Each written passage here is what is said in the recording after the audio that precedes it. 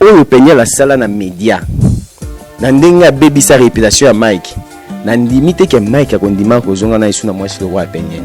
C'est une bonne femme, aza mwasi kitoko, aza présentable, bizaleli. Toloba tobala mwasi pona bizaleli. Rosa kitoko ndenge nini. Ozongala na miso bato na façon nyonso, mais ce qui comportement na yo eza mabe, bizaleli na yo eza mabe, en tout cas wa mwasi te. Donc Nzambe a tombolié na niveau moko eza que te eloko Nzambe so ezali ebungaka te. Majabu wana lelo esali ke Mike Kalamba ya zonga na esika oyo azalaki. Mais ce qui sert Penyel alingaka zongela peut-être papa Mike Kalamba engeza la peut-être avant. Ce cas se sentait coupable que oui na salaki mabe, fana similé liboso mobile nanga to zonga na poto botibana. Alinga salango temps ezalaki. Mais tant amoni mo pepe moko boye bandi ko zonga ya komi ko luga se raccrocher de sous non eza moi pasi. Soki amoni ke aza mobali papa bana naye. Lokola memaki makambo wana na media, ye moko azonga na media, abandela ndenge abandaki. Eza malamu.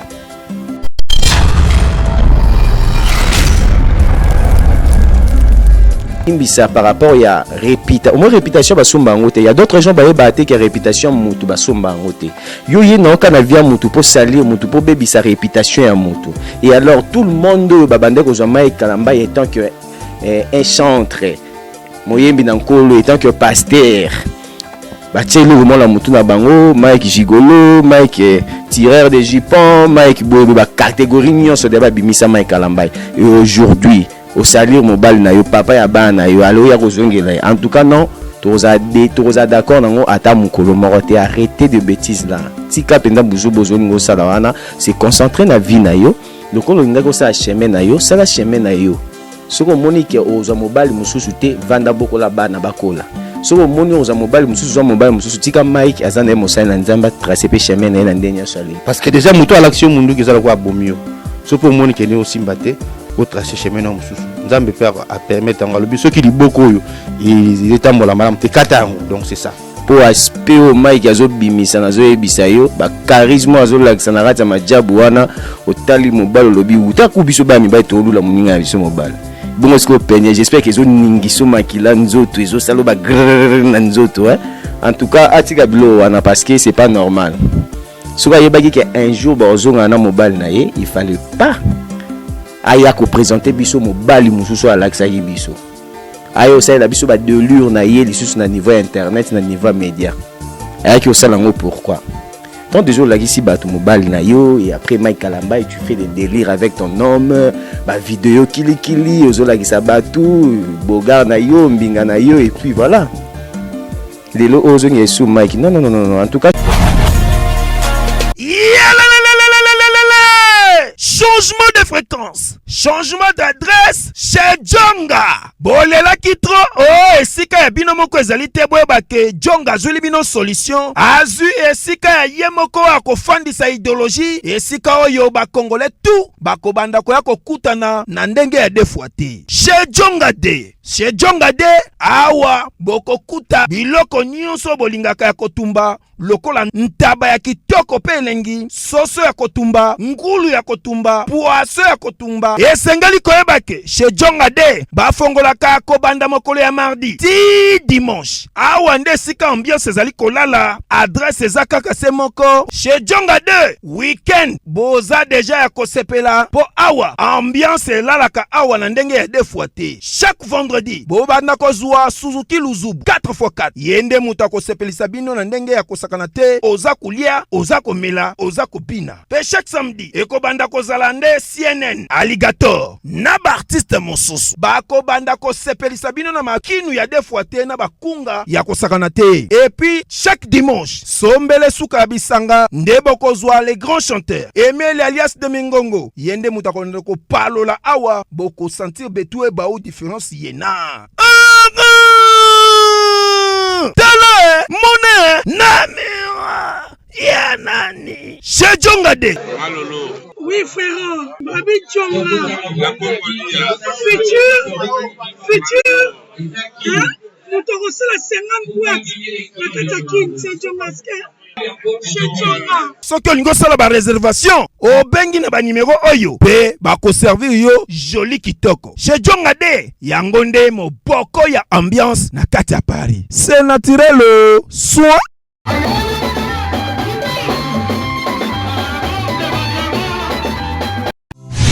Deko mwasi pe ya mobali poso nzoto ezali moko ya ba 5 organes de sens tosengeli kobatela.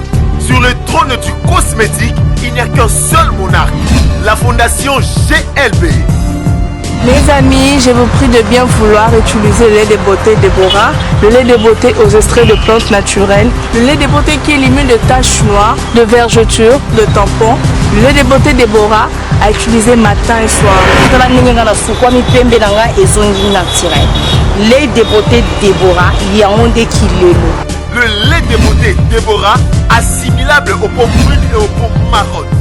Lait de beauté Déborah, azo bengana tache noire, cicatrice, tampon, et cancer de peau. Très sûr, rapide et surtout sans hydroquinone. À appliquer matin et soir pour un résultat sans pareil.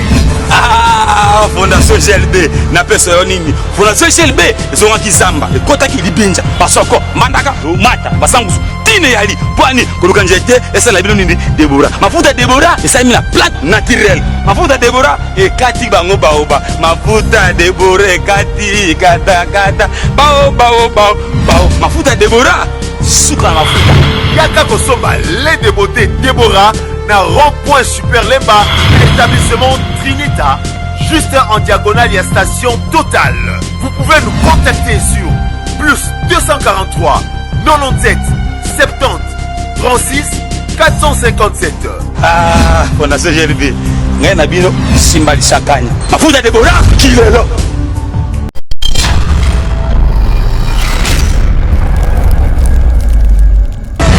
Cosmétologique Dr Guilain le Bourgeois Zambé à l'opposo okomaki na poso lokwa ya nyama lokola ya nkewa lokese to bengando Dr Guilain le Bourgeois azozongisa poso na o neti na filme.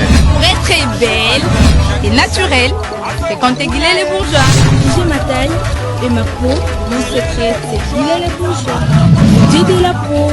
Capador ta Guilain le Bourgeois. Yaboye basui wapi. Basero balinga cimenterie vanda. Ta ya kano. Ta ya ndroi. Ta ya kilo wanga. Osui wapi. Docteur Guilain le Bourgeois pour voir l'opposition. Pour vivre parce que pour avoir besoin de place dans mon quoi. Pour bringuer. Bah il benda beauté. On y va benda beauté. On a la peau à bébé. On a vraiment taille bien. Tibeleza Malunga Fumamwela. Trouvez-nous sur boulevard Lumumba sur arrêt Bethany en face de la Robank. Nous sommes à IPC, Bandundouville, Matadi, Anangola chez Nganda, Mama Monique, na Marthe, à Luandaville. Cabinet cosmétologique Dr Guilain le Bourgeois. Une réponse potentielle à toutes les peaux malades.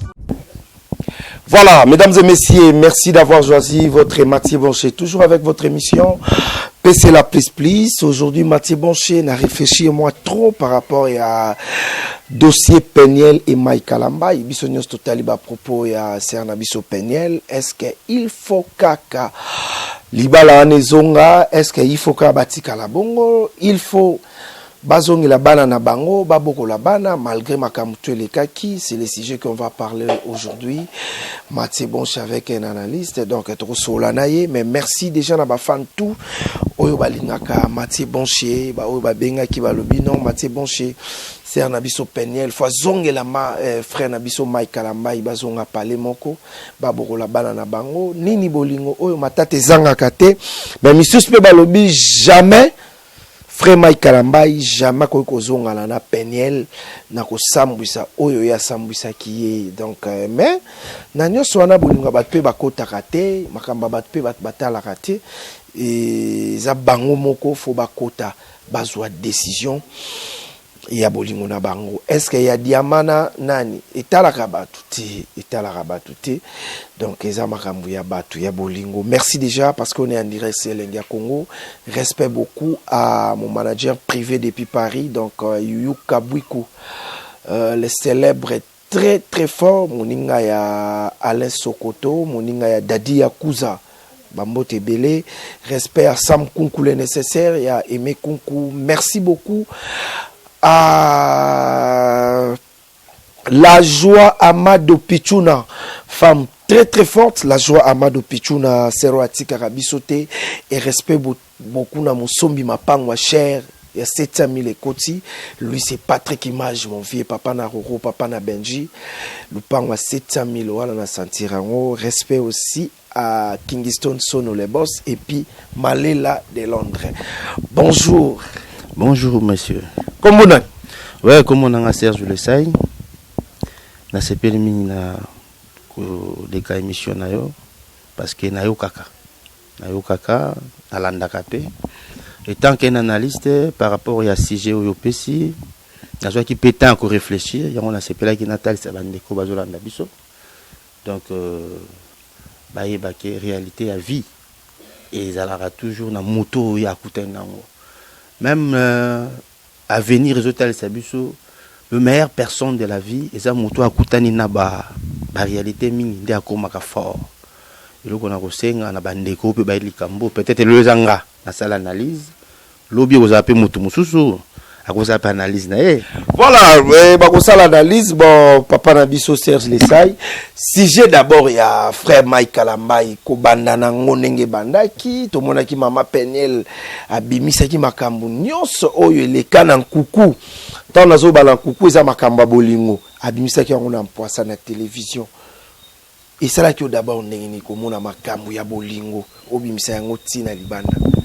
Ok, makambu ya bolingo comme ça libanda ezaka pasi parce que nazoye baké même Bible peut d'autre part ko lo ba moi erreur mukie mais ezaka pe conseil balobaka celui qui trouve une femme trouve le bonheur mais ngai na banalise na ngape na salaka na mona ka ba fokolo ba celui qui trouve une bonne femme parce que toute femme n'est pas femme tout le monde a basi musu ya ba tchel mais za femme.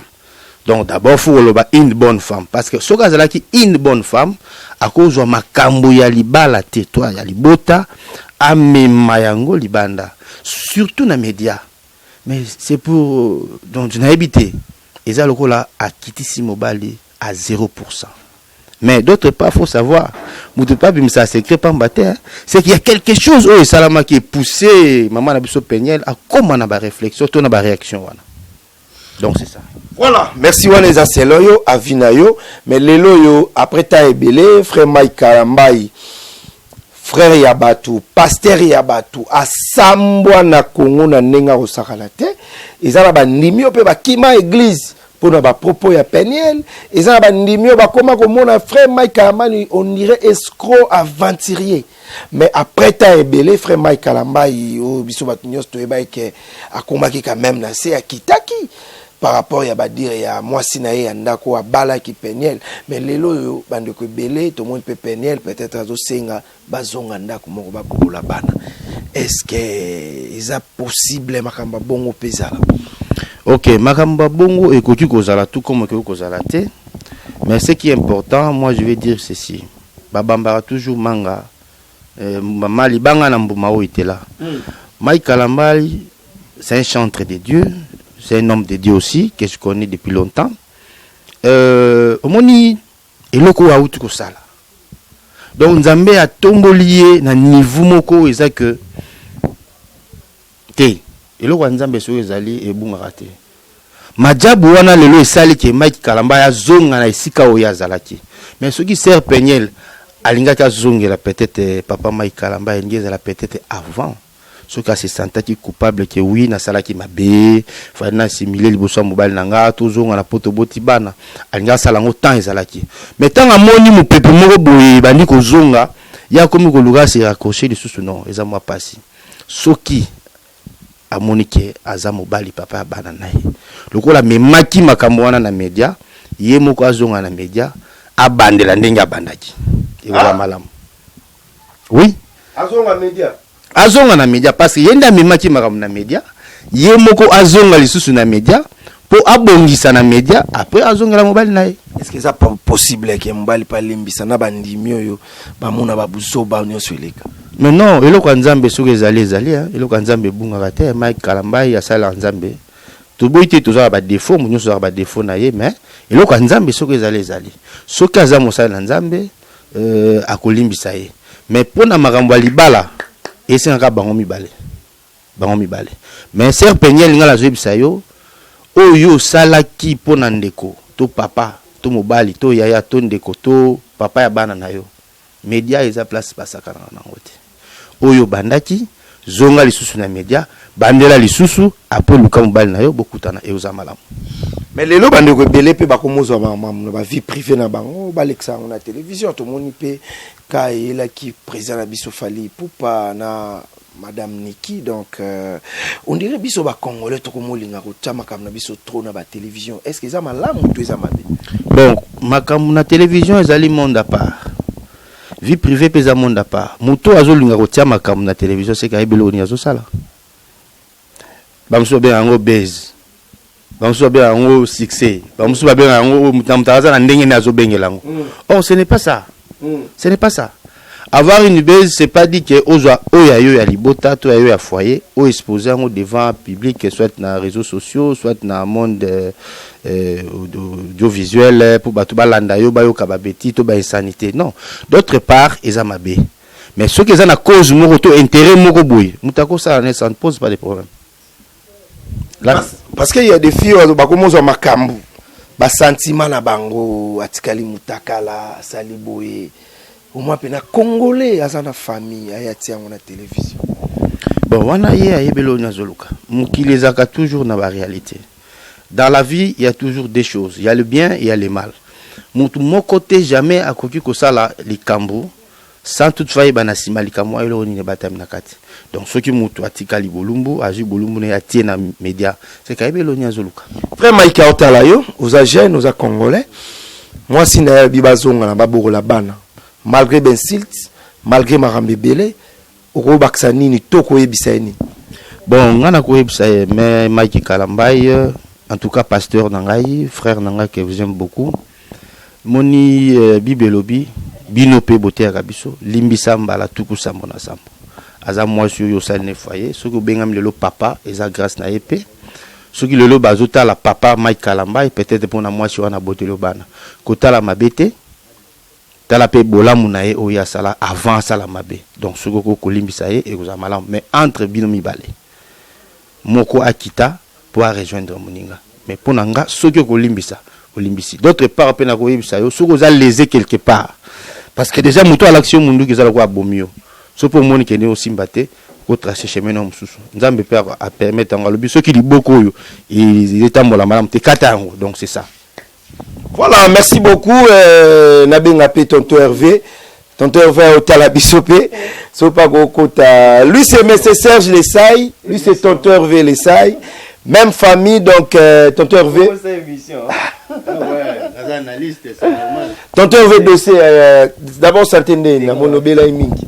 C'est émission de matinale maladie. Bonjour d'abord à tous les internautes. Batuto Batala Rabiso et Bafan tu à tonton Hervé. Batuto Basepela na tonton Hervé. Je vous salue là où vous êtes. Et puis voilà.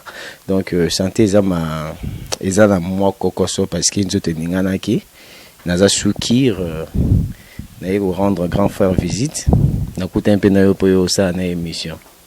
Mathieu, vous découvrez une famille nos familles maloba mais tonton Hervé rapidement toi aussi c'est un episode déjà émission na mais c'est Serge Lessaï dossier à Peniel ale libazonga na mobile na eba boko la bana yo jija mboni oh Peniel libazonga libala ah Peniel tika ba jeko oh tika ba jeo Peniel oh yo leki na media osambusi mobile na yo so eba za papa bana ngo yo sambusa eta wani majabu ga mtezongisi Bana poto, bana Asie, bana Europe, bana Mokili Mobimba, na memeli bino bonne nouvelle le na Crème Miracle.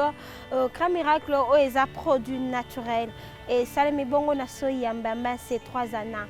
Ça te traite, ça rajeunit la peau et ça embellit ta peau aussi en même temps. Tokutana bongo le 30 juin oyoti le 3 juillet na salon David bana nyonso ya Paris na Saint-Denis tokutani na salon David ozu métro ekendaka Strasbourg tokutana wana na salon David Grand Miracle wana na réduction ya kafu ya 20%. Yaka na problème na yo ya peau, ozana problème ya vitiligo, ozana problème ya non-uniformité du temps, ozana problème ya bouton, ozana problème ya tache noire due à l'hydroquinone, ozana mwana ya albinos, ozana ndeko albinos.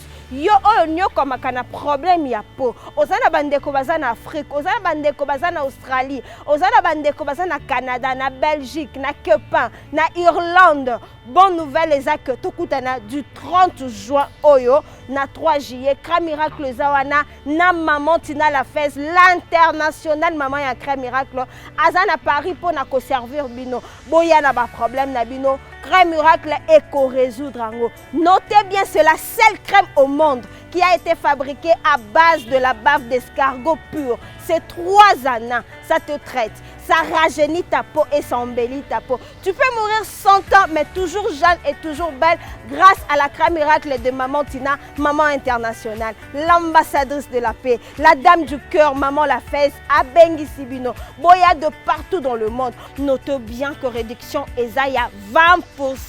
Maman Tina, la dame du cœur, la femme avec un cœur en or, l'unique et la seule femme, le vrai et l'original.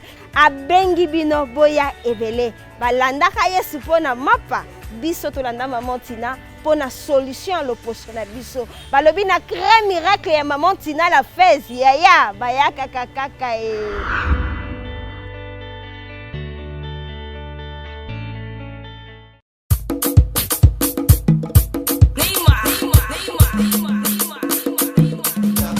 Etiqueta, etiqueta, etiqueta, etiqueta, etiqueta, etiqueta, etiqueta, etiqueta, etiqueta,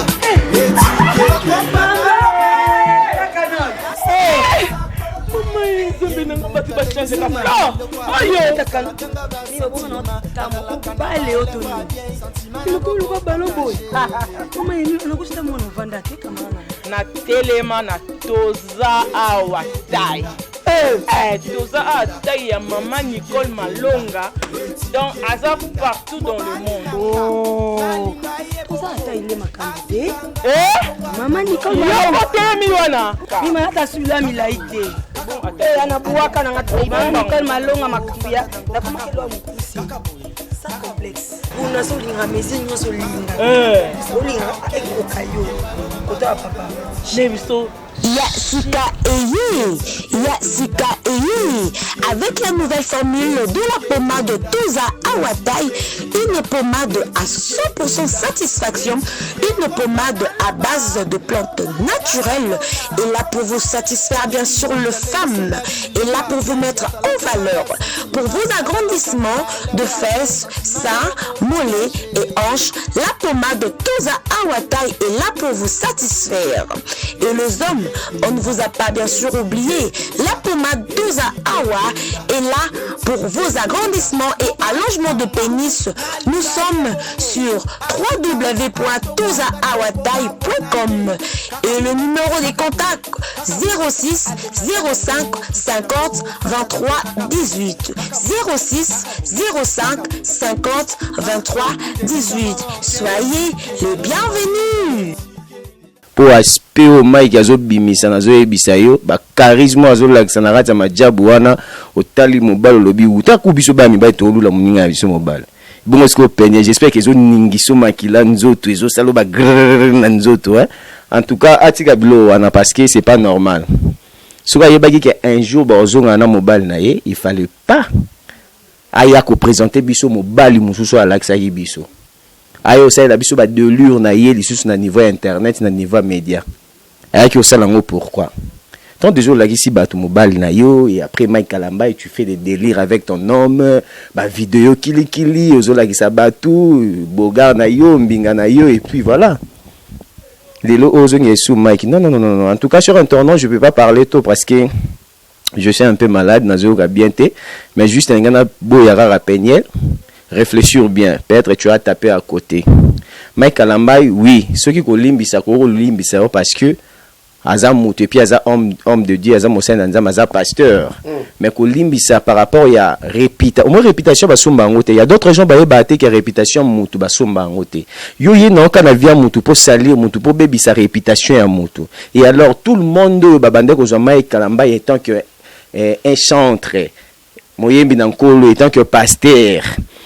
Batie le moment la mutu na bango, Mike gigolo, Mike tireur de jupons, Mike bobo ba catégorie nyonso de ba bimisa Mike Kalambai. Et aujourd'hui, au salir mobile na yo papa ya bana yo alo ya kozongela. En tout cas non, toza d'accord nango ata mukolo morote, arrêtez de bêtises là. Tika penda buzu bozoni ngo sala wana, c'est concentrer na vie na yo.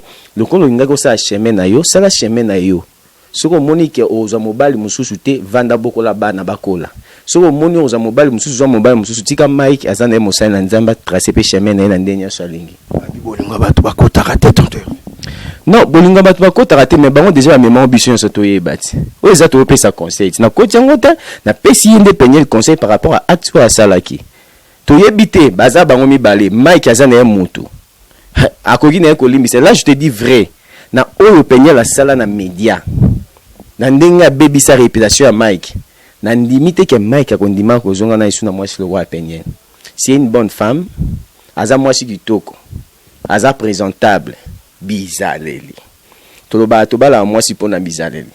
Rosa kitoko ndenge nini. Ozonga la na miso batu na façon nyonso. Mais ce qui comportement na yo eza mabe. Bizaleli na yo eza mabe. En tout cas, wa mwasi te. Donc penye a se kachaki na se ya caractère moya mabe. Après ça qui facette mususu et après tu yo mon facette n'est pas mususu ezaki qui vraiment méchante, on dirait Jézabel. Mais sinon pasteur Mike Kalambai si réellement penye la linga zongela yo ezai yo morondo yebi ndenge nini okumba vi na yo azam mwasi na yo o abotela obana mama ya bana na yo. Donc ce qui a yé pembe na yo yo moyeba ndenge nini ya kokende na maram na bino. Mais je pense pas Nathan oyo to pe na évolution ya marambo ndenge kendaki ke Mike Kalambai azongela penye na ndimi yango te bon. Totika balobaka l'homme propose Dieu dispose. Totika nzamba disposer nyonso par rapport ya o ya bongise libango si réellement za motema ya rolimbisa ye parce que balobaka pe kobota bana tata to mama pe zara e mo mabe. To fan d'ensemble to bokola bana biso baza na éducation na biso ya malamu. Mais au déjà comment Mathieu eza batu mususu balobaka za pe bobala ni penza pe bokompa ba âge mo ya kimukolo bobo sa divorce ezala nango parce que faut que ça na maîtrise. Bon ça divorce le leçon zangi maîtrise ko ça n'importe quoi ndeti penya la zangi maîtrise. Or que bazaki no bazano ba jeune. Le penya ba ko ça divorce ba pe ça maté zangi na ba procédure apparemment. Bazano ba jeune ceux qui par exemple ba sala qui peut divorce ko vendre pe kimia habiter on a papa bana malgré marambo komi malgré séparation tout vendre kimia nazela nanu na moi signe mobala tout la raté muta tout la moi si mobile pas sambo raté muta sambo moi si donc au moins te que la nyonso ne le gars kana siko ebimi ni penya na misambo si moko so il là comme lukazo n'est pas mai bat traiter nan bat ba mon nan point d'interrogation ami tout na ba question à se poser ba question pourquoi maramane komaki. Pour moi, je sais pas. En tout cas, je vous aime énormément. Internaute nyonso n'enga kana intervenir muke par rapport à sujet au maire. Nazan elo ba mingite. Je suis malade. Je profite aussi à présenter mes sincères condoléances à SB1, Sila Ivoirienne, Mams, à Koufeli Bongo, papa biologique Naye, Sila, Obino Boyebi, Sila Bissalou, mes condoléances à vous, bah courage et belé ma sœur, et Tiganzambi à la paix sur force. Je sais bien que c'est choc, hein, c'est choquant et que paix sur passe ma casse. C'est vraiment triste au supporter en haute mais aussi grâce à Nzambe de Kolonayo. Vous comprenez, non? Donc, je ne suis pas bien. Merci, Mathieu. Voilà, merci beaucoup. Donc, merci à tonton Vélessaï et respect beaucoup à Christelle Yaba, désormais Fondation Christelle Yaba. Donc, avec grande dame Christelle Yaba, Nakachakin RDC, Torozalana et des retours avec Fox, Fondation Lissa Lissa avec Emma Mea. Donc, Bambote Belé, merci à Badive Gaz na Gaz, Mokonza Istanbul, Jacobo Fando, Bandoke Belé, Balingara Matse, bon chez Yuyu Kabwiku, les célèbres donc merci beaucoup nzamba sunga dossier oyo eleka bien et kosala bien Serge Lesai poto sisana yo oyo ki quand même intervention aleki na yo message ni ya suka o pesa na couple to na ba congolais nyonso et si tu na famille chrétienne oyo balingaka frère Mike o balingaki couple na bango na sœur Peniel na oyo ya to mona ba sœur Peniel à l'acception mobali asala boye mais enfin les loyo ya kaka to boko la bana soki anemo ko lo bana bandeko ba talo to bango mibale o yebisa bango poni. Ok, pour na bango mibale na ko koloba nini na ko koloba ke pasteur Mike Kalambai soki muta reconnaître mabe na ye mais kako zape par wana et sœur Peniel soki yo moko se sentir coupable na oyo salaki luka mobali na yo aza papa bana na yo yo moko mutatinda hotel luka ye yo moko bosolola oyo sengeli ya kosenga bolimbi mais pona ngai lokolo bandaki na media zonga lisusu na media bandela ndenge bandaki kosambwisa bandela kosenga bolimbisi na media ti landa eti na ndako pona ngai za bongo. Merci beaucoup. Merci ngam de remercier. Voilà, merci beaucoup bisope ba congolais totika songi ya batu etali batu makamba Peniel lambal na etali bango. N'est-ce pas Gladys Nguya Aigle Jaune makamba Peniel na bana na ye etali kaka bango le adimbi mama social depuis ota ozama bambote. Ouais, mbote zanga raté na pesi ba mbote na ba fan nyonso ya Tonton Hervé, Galaxy, na pesi bambote na ba famille nyonso baza na Europe, Maman Denise na Paris, na pesi mbote, na pesi mbote na Jean-Marie Lesai, na Jean-Marie Lesi, na pesi mbote na Roger Lesi, na pesi mbote na famille Mobimba baza kuna, Nadine Mukwabile, Sandrine Mukwabile, baleki nyonso baza kuna na pesi no bambote. Malgré na perdre ba numéro nangai bon na autour reprendre en le sous donc ceux qui boyoka bobeka ya zali plus de 143 85 189 55 33 on a WhatsApp nangai pour na baleki donc na bandeli sous plus de 143 85 189 55 33 donc bambote mingi na mabota nyonso bae bazape na matata ya boye. En tout cas, ne faites pas ça chez vous. Ba secret na bino ya mabota te na ba réseaux sociaux to na ba médias iza malamu te. Likamu na yo suksa na mobile na yo, likamu na yo suksa na mwasi na yo ekoza malamu mingi. Na sepeli na ningi bino mingi nzambe abatela bino. On se retrouve la semaine prochaine, mesdames et messieurs. Bonne chance à couple Kalambai, Mama Peniel et Mike. Nzamba sunga bino, soke ko simba et simba, sope ko simba te. Nzambe kaka. On se retrouve la semaine prochaine. Bye.